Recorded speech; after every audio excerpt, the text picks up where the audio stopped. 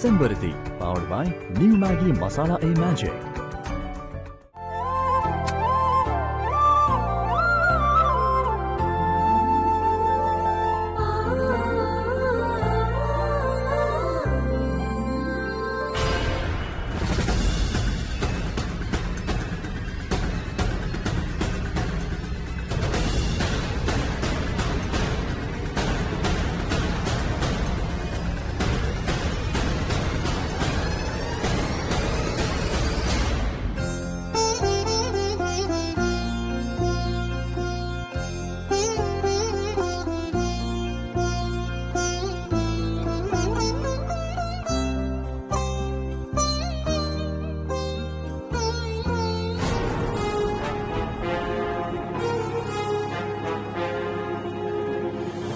உமா, அத்தை.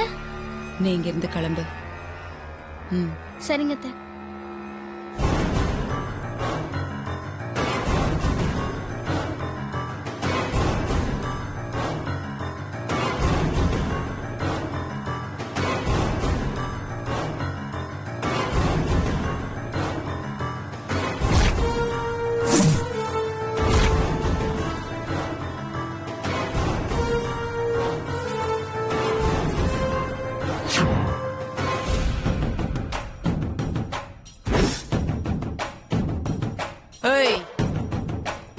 உன்னை கொலு பொம்மை எல்லாம் அடுக்கி வெடின்னு சொன்னா கண்ணாலேயே காதல் விளையாட்டு விளையாடிட்டு இருக்கியா? ஆமா, அந்த கோட்டு போட்டுட்டு இருக்கிற பொம்மை ஆதி, பக்கத்துல தாவணி கட்டிட்டு நிக்கிறது நீங்களோ? பொருத்தம் எப்படி இருக்குன்னு நீ ஆதி கிட்ட விசாரிச்சுக்கிட்டு இருக்க. உனக்கு எவ்வளவு திமிரு இருக்கணும்? இங்க பாருடி, உன்னோட இந்த ஊம கொட்டான் வேலையெல்லாம் மத்தவங்க கிட்ட வச்சுக்கோ, என்கிட்ட வச்சுக்காத. இப்ப நீ இங்க ஆதி கிட்ட செய்கை பண்ணி பேசிட்டு இருந்தது மட்டும் இல்ல, செயினை கழட்டி வச்சிட்டு பெருசா ஒரு லெட்டர் என்ன தேடாதீங்கன்னு உருக்கமா எழுதி வச்சிட்டு ஓடி போனியே மும்பைக்கு ஆதிய பாக்க. அது கூட எனக்கு தெரியும். உன்னை ஏர்போர்ட்லயே வச்சு கையும் களவுமா புடிச்சு அகிலா கிட்ட குடுக்கணும்னு தாண்டி நான் வந்தேன். ஆனா அந்த ஆதி உன்னை காப்பாத்தி சாமர்த்தியமா கூட்டிட்டு போயிட்டான். ஆனா நீ எப்பவுமே தப்பிச்சிட்டு இருக்க முடியாதுடி. கண்டிப்பா ஒரு நாள் நீ வசமா மாட்டுவடி. அன்னைக்கு இருக்கு உனக்கு.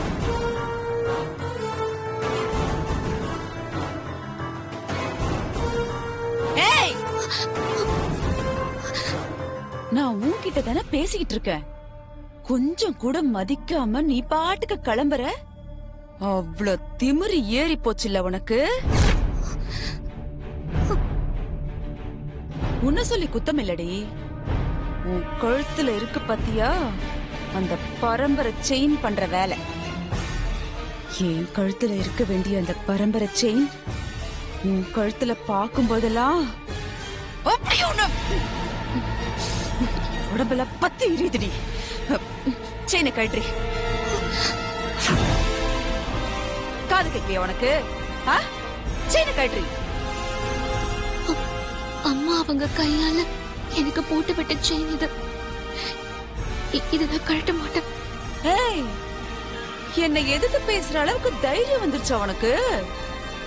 இன்னொரு வார்த்தை பேசுன கழட்டி செயினை. என் உயிரே போனாலும் சரி, இந்த செயினை மட்டும் நான் கழட்ட மாட்டேன். உன் உயிர் எனக்கு என்னடி முக்கியம்? செயினை கழட்டி குடுறி முதல்ல. உன் அப்பா விட்டு சொத்தாது. கழட்டி செயினை. இப்ப கழட்ட போறியா இல்லையா? குடுறி செயினை. குடுறி செயினை.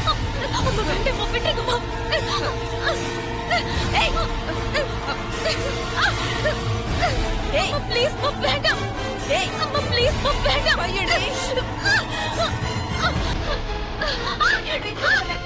சித்தி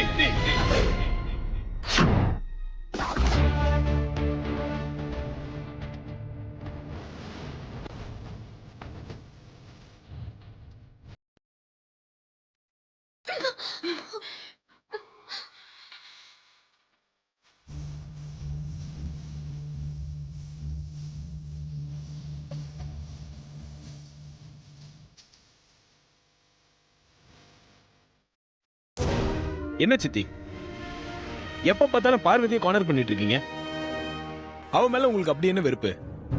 ஏன் ஆதி, நீ சொல்ற மாதிரி இந்த வீட்ல எத்தனையோ வேலைக்காரங்க இருக்கும்போது நீயும் இவளுக்கு தானே எப்ப பார்த்தாலும் சப்போர்ட் பண்ணிட்டு இருக்க. அந்த கோவம் கூட இருக்கலாம்ல. சரி, அப்படியே இருக்கட்டும். மத்த வேலைக்காரங்க எல்லாம் ஒழுங்கா அவங்க வேலையை லிமிட் தாண்டாம பாத்துட்டு இருக்காங்க. இவ மட்டும்தான் தேவையில்லாத வேலையெல்லாம் பாத்துட்டு இருக்கா. அதனாலதான் எனக்கு இவ மேல கோவம். பார்வதி எப்பவும் அவ லிமிட்டை தாண்டி நடந்துக்க மாட்டான். நீங்க தான் வேணும்ட்டு பார்வதி வம்புக்கு இழுத்துட்டு இருக்கீங்க. நினைச்சேன் ஆதி, நான் அப்பவே நினைச்சேன் நீ இந்த வேலைக்காரிக்கு தான் சப்போர்ட் பண்ணி பேசுவேன்னு நினைச்சேன். அதே மாதிரி பேசிட்டேன். ஏன் ஆதி, உனக்கு உன் சித்திய விட இந்த வேலைக்காரி தான் பெருசா போயிட்டால. சும்மா பார்வதியை வேலைக்காரின்னு சொல்லாதீங்க. பார்வதி ஒன்னும் வேலைக்காரி இல்ல, அவளும் கோடீஸ்வரி தான். இது என்ன புது கதையா இருக்கு? விட்டா இந்த சொத்துலயே பங்கு இருக்குன்னு சொல்லுவ போல இருக்கு. நான் ஒன்னும் கதெல்லாம் விடல. நான் இப்ப சொல்ல போற விஷயம் பார்வதி கூட தெரியாது. பார்வதிக்கு சிங்கப்பூர்ல பரிசா கிடைச்ச பணத்தை அனாத ஆசிரமத்துக்கு கொடுக்கணும்னு சொன்னப்போ நான் என் சொந்த பணத்தை ஆசிரமத்துக்கு கொடுத்துட்டு பார்வதியோட பணத்தை நான் ஷேர் மார்க்கெட்ல இன்வெஸ்ட் பண்ணிட்டேன். அவ பிராண்ட் அம்பாசிடருக்கான மாச சம்பளத்தையும் நான் ஷேர்ல தான் இன்வெஸ்ட் பண்ணிருக்கேன். அது எல்லாமே வளர்ந்து பார்வதி இப்போ சில கோடிங்களுக்கு சொந்தக்காரி ஆயிட்டா.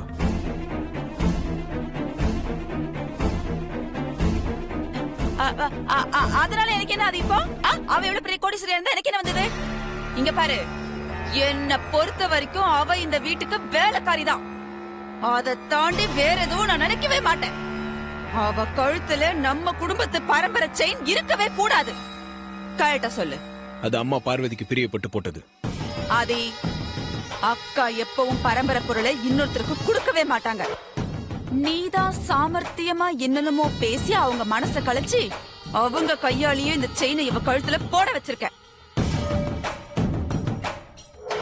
புத்திசாலித்தனத்தால இவ கழுத்துக்கு போன இந்த பரம்பரை செயினை ஏன் புத்திசாலித்தனத்தால இந்த நவராத்திரி முடியறதுக்குள்ள அக்கா கையாலேயே இவ கழுத்துல இருந்து கழட்ட வைக்கிறனா இல்லையா பார். பார்வதி, இது அம்மா அவங்க கையால உன் கழுத்துல போட்டு விட்ட செயின். அம்மா கையாலேயே இந்த செயினை உன் கழுத்துல இருந்து கழட்ட வைக்கிறேன்னு சித்தி சவால் விட்டுருக்காங்க. என்னை பொறுத்த வரைக்கும் இந்த சவால் அம்மாவையே அவமானப்படுத்துற மாதிரி இருக்கு. இதுக்கு நான் பதில் சொல்றதை விட நீ பதில் சொன்னதான் சரியா இருக்கும். அவங்களுக்கு நீயே பதில் சொல்லிடு.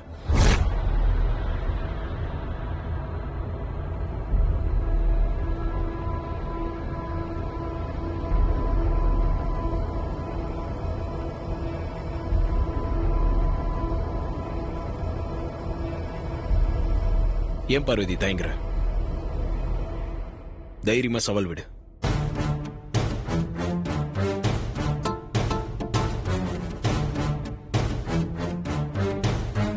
அம்மா என் கழுத்துல போட்டு விட்ட இந்த செயினை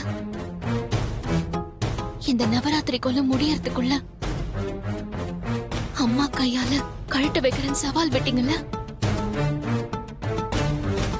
இப்ப நான் சவால் விடுறேன். உங்களால முடிஞ்சா இந்த செயினை கழட்டி காட்டுங்க. சவால்ல ஜெயிச்சு காட்டுங்க, பார்க்கலாம்.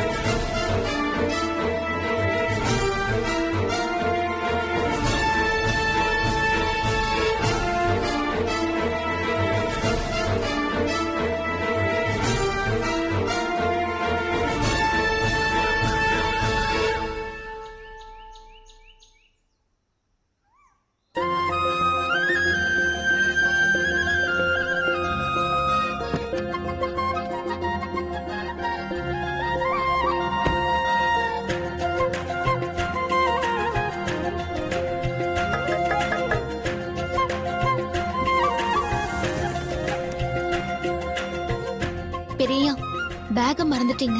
நான் மறந்துட்டுலாம் வரல பண்றாட்டி. புருஷன் ஆபீஸ் போகும்போது பொண்டாட்டி பேக் எடுத்துட்டு வந்து வழி அனுப்பி வைக்கணும்ல. உன்னை வர வைக்கிறதுக்காக தான் பேக்கை மறந்துட்டு வந்தேன். உங்க பெரியய்யா, நீ கொடுக்க வேண்டியது கொடு, நான் போறேன். நான் ஒருத்தி மறந்து இதை இன்னும் கையிலே வச்சிட்டு இருக்கேன். என்னங்க பெரியய்யா? நான் இதை கேட்கவே இல்லையே. வேற என்ன கேட்டீங்க? கையில என்ன? கையில அங்க பாரு. கையில ஒண்ணும் இல்ல பெரியய்யா.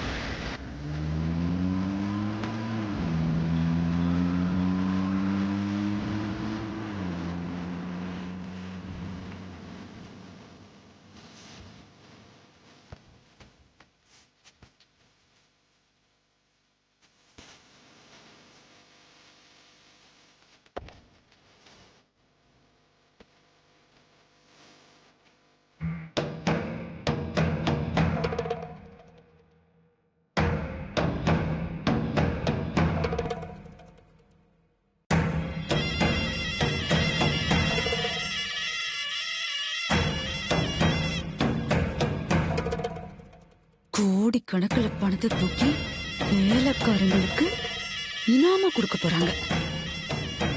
என் கண்ணு முன்னாடி இதெல்லாம் நடந்தாலும் என்னால ஒண்ணுமே பண்ண முடியலையே.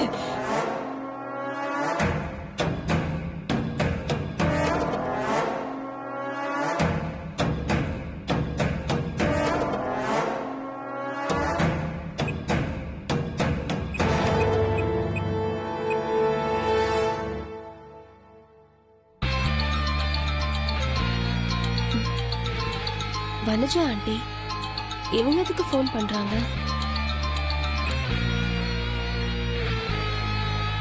Hello aunty. நந்தினி, எப்படி இருக்க? நான் நல்லா இருக்கேன் ஆண்டி. நீங்க எப்படி இருக்கீங்க? நல்லா இருக்கேன்னு வாய் நிறைய சொல்லத்தான் என்னால முடியலையே. அந்த அகிலாண்டேஸ்வரி கிட்ட மாட்டிக்கிட்டு பாடா பட்டுக்கிட்டு இருக்கேன். ஒவ்வொரு நிமிஷமும் நரகத்துல இருக்கிற மாதிரி இருக்கு. என்னைக்குதான் இந்த வீட்ல இருந்து எனக்கு விடுதலை கிடைக்குமோ தெரியல. அந்த குடும்பத்துல அகிலாண்டேஸ்வரி ஆண்டிக்கு அடுத்த இடத்துல இருக்கிறது நீங்க தான். அவங்களுக்கு இருக்கிற ரைட்ஸ் உங்களுக்கும் இருக்கும்ல.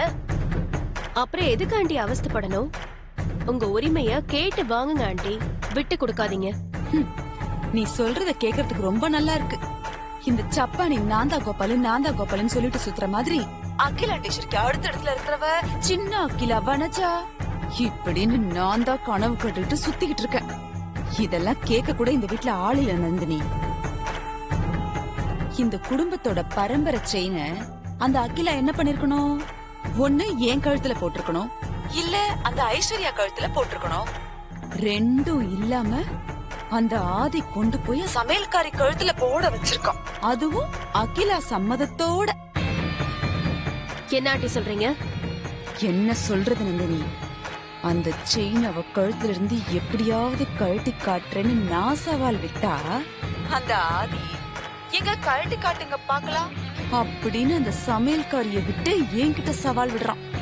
இதுல நீங்க உரிமையை விட்டு கொடுக்காதீங்க ஆண்டின்னு என்கிட்ட போதனை போட்டுட்டு இருக்க. ஓ, இப்ப அவ்வளவு கொடுமை நடக்குதா?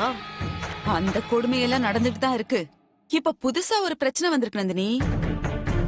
இந்த தடவை ஆயுத பூஜைக்கு எங்க கம்பெனில ஒர்க் பண்ற ஒர்க்கர்ஸ்க்கு எல்லாம் 100 கோடி ரூபாய தானமா தூக்கி கொடுக்க போறாங்களாம் ஆதி கடவுள் அகிலாண்டேஸ்வரி. என்ன ஆண்டி சொல்றீங்க? 100 கோடி ரூபாய் தானம் பண்ண போறாங்களா? எதுக்காக தானம் பண்ண போறாங்க? அந்த வயிற்றுல ஏனந்த நீ கேக்குற? ஆயுத பூஜைக்கு வேலைக்காரங்களுக்கு எல்லாம் பரிசு கொடுக்கணும்னா என்ன பண்ணுவாங்க? ஏதோ ஒரு மாச சம்பளத்தை போனஸா கொடுக்கலாம், மேல ரொம்ப ஆசைப்பட்டா 1 கிலோ ஸ்வீட்டை வாங்கி கொடுக்கலாம். ஆனா இந்த ஆதிக்கடவுர் அகிலாண்டேஸ்வரி இருக்காளே, அவதான் பெரிய பெருமைக்காரியாச்சே. எல்லாருக்கும் ஆளுக்கு 2 பவுன் தங்கம் கொடுக்க போறாளாம். ஒவ்வொருத்தருக்கும் 2 சவரன் தங்கம் கொடுக்க போறாங்களா? 2 பவுன் என்ன விலை விக்குது? 50,000 ரூபாய். 10,000 பேருக்கு கொடுக்கணும்னா அதுவே 50 கோடி ரூபாய் வரும். ஆமா ஆண்டி, உங்க கணக்கு சரிதான். இந்த ஆதி சும்மா இருப்பானா? உடனே குறுக்க வந்து, அம்மா தங்கம் கொடுத்தீங்கன்னா எல்லாருக்கும் உபயோகப்படாது, அதுக்கு பதிலா பணமா கொடுத்தீங்கன்னா அவங்கவங்க விருப்பப்படி அவங்கவங்களுக்கு என்ன வேணுமோ அதெல்லாம் வாங்கிப்பாங்க அப்படின்னு சொன்னா. அகிலாண்டேஸ்வரி அதுக்கு என்ன சொன்னாங்க? என்ன சொல்லுவாங்க? ஆதி சொன்னா அதுக்கு மறுபேச்சிருக்கா? உடனே அகிலாண்டேஸ்வரி ஊன்னு தலையாட்டிட்டாங்க. இப்ப மொத்தமா சேர்த்து சம்பளத்தோட ஒவ்வொருத்தர் அக்கவுண்ட்லயும் கிட்டத்தட்ட 1 லட்சம் ரூபாய் போட போறாங்க நந்தினி. ஒரு ஆளுக்கு 1 லட்சம் ரூபாய்னா 10,000 பேருக்கு எவ்வளவு ஆச்சு? 100 கோடி ரூபாய். இப்படிதான் ஒவ்வொரு வருஷமும் இந்த வர்க்கர்ஸ் சந்தோஷப்படுத்துறேன்னு கிஃப்டா அள்ளி கொடுத்து அவங்க எல்லாரையும் தன் கைப்பிடிக்குள்ளேயே வச்சிருக்கா அந்த அகிலாண்டேஸ்வரி. இப்ப இந்த வருஷம் மகா போனஸ் கொடுத்த மாதிரி 1 லட்சம் ரூபாய் கொடுக்க போறா. ஏற்கனவே அவளை சும்மாவே தலையில தூக்கி வச்சு கொண்டாடுவானுங்க இந்த ஆட்டு மந்த கூட்டம். இப்ப 10வது வரைக்கும் சொல்லவே வேணாம். 1 லட்சம் ரூபாய் கொடுத்தா சும்மா விட்டுவானுங்களா? அம்மா அம்மா அம்மான்னு தலையில தூக்கி வச்சு கொண்டாட போறானுங்க. அத நினைச்சாதான் எனக்கு அப்படியே வயிறுல பத்திக்கிட்டு எரியுது. நீங்க கவலைப்படாதீங்க ஆண்டி. இந்த வருஷம் அகிலாண்டேஸ்வரியோட ஆயுத பூஜை பரிசு வேலைக்காரங்களுக்கு கிடைக்காது. இத்தனை வருஷம் அகிலாண்டேஸ்வரிய பாராட்டின வேலைக்காரங்க அவங்கள திட்டி தீப்பாங்க. நீ வேற ஏன் நந்தினி என் வயிற்றுல கலர்ற? நான் இங்க நடக்கிற எதையுமே தாங்கிக்க முடியாம தான் உன்கிட்ட வந்து சொன்னேன். நீ என்னமோ என்ன சமாதானப்படுத்துறதுக்காக சும்மா சொல்லாத. ஆண்டி, இந்த நந்தினி நினைச்சா எதுவும் நடக்கும். அகிலாண்டேஸ்வரி ஆண்டி 25 வருஷமா தவறாம கொடுத்துட்டு இருந்த ஆயுத பூஜை பரிசு இந்த வருஷம் வேலைக்காரங்களுக்கு கிடைக்காது. கிடைக்கவும் விட மாட்டேன். இத மட்டும் நீ செஞ்சிட்ட நான் உனக்கு கோயிலே கட்டுறேன் நந்தினி. நான் சொன்னதை செஞ்சு காட்டுறேன்.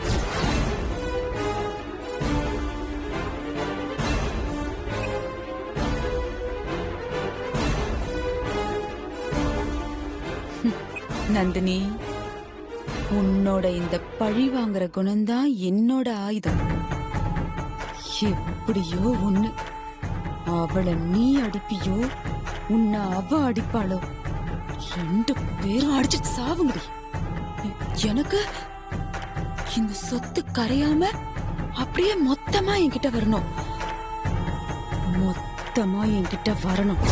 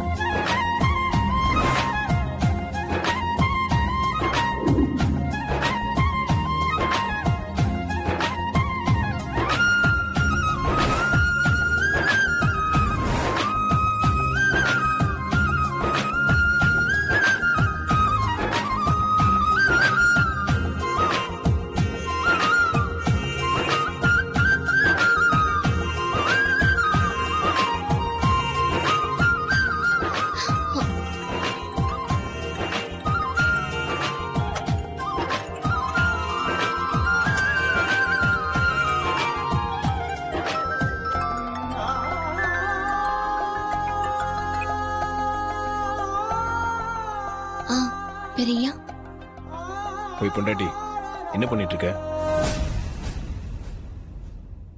சமையலுக்கு காய் கட் பண்ணிட்டு இருக்கேன். அப்படியா? உண்மையை சொல்லு, காய் மட்டும் தான் கட் பண்ணிட்டு இருக்கியா? ஏன் ஏன் அப்படி கேக்குறீங்க? இல்ல, ஆபீஸ் கிளம்பி வரும்போது உன் கையில கிஸ் பண்ணிட்டு வந்தாங்க. அந்த கையை தானே பார்த்துட்டு இருந்த?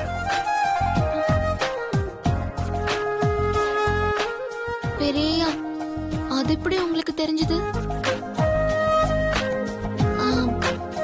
கிச்சன்ல ஏதாவது கேமரா வச்சு பாத்துட்டு இருக்கீங்களா? யாருமோ பொண்டாட்டி, நம்மள மாதிரி ஜோடிங்களுக்கு மனசுதான் கேமரா. மனசுதான் கேமராவா? நீங்க என்ன சொல்றீங்க பெரியா? உன் மனசுக்குள்ள என்ன இருக்குன்னு எனக்கு தெரியும். அதே மாதிரி என் மனசுக்குள்ள என்ன இருக்குன்னு உனக்கும் தெரியும். நமக்கு உருவம் தான் 2, மனசு ஒண்ணுதான். ஆபீஸ்ல உட்காந்துருக்க எனக்கு கார்ல உட்காந்து கையில கிஸ் பண்ணது ஞாபகத்துக்கு வருது. எனக்கு ஞாபகம் வரும்போது உனக்கும் ஞாபகம் வரும்ல.